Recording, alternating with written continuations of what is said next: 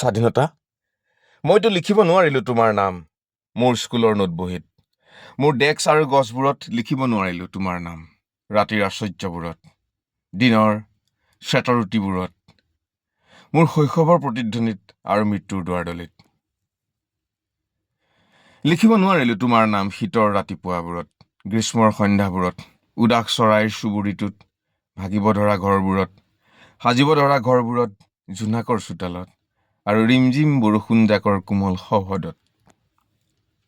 স্বাধীনতা, লিখিব নোৱাৰিলোঁ মই তোমাৰ নাম বৃন্দাবনত, জুম্মা মছজিদত, জালিয়নৱালাবাগত, মীনাক্ষী পুৰমত, মুৰ্দাবাদত, দুলিয়াজানত।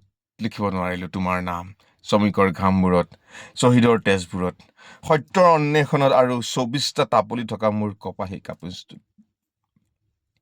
লিখিব নোৱাৰিলোঁ মই তোমাৰ নাম বন্ধুৰ দীঘল হুমুনিয়াহবোৰত, আম্বেদকাৰৰ শোৱনি কোঠাত, সংবিধানখনৰ কোনো এটা দফাত, ছুপ্ৰিম কোৰ্টৰ বেৰবোৰত, গান্ধীজীৰ উপাসনা কোঠাত, মাউণ্ট বেটেনৰ সমাধিৰ ওপৰত, আনকি স্বাধীনতা, লিখিব নোৱাৰিলোঁ মই তোমাৰ নাম মোৰ দেশৰ ত্ৰিৰংগ পতাকাখনত।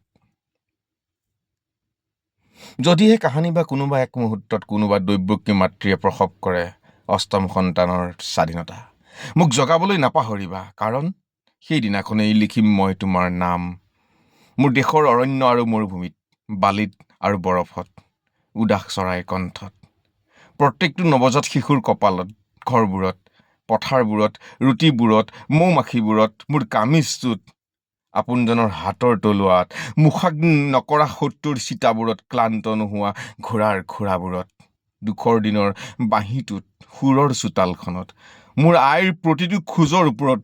স্বাধীনতা, সেইদিনাখন কতেই বা নিলিখিম মই তোমাৰ নাম।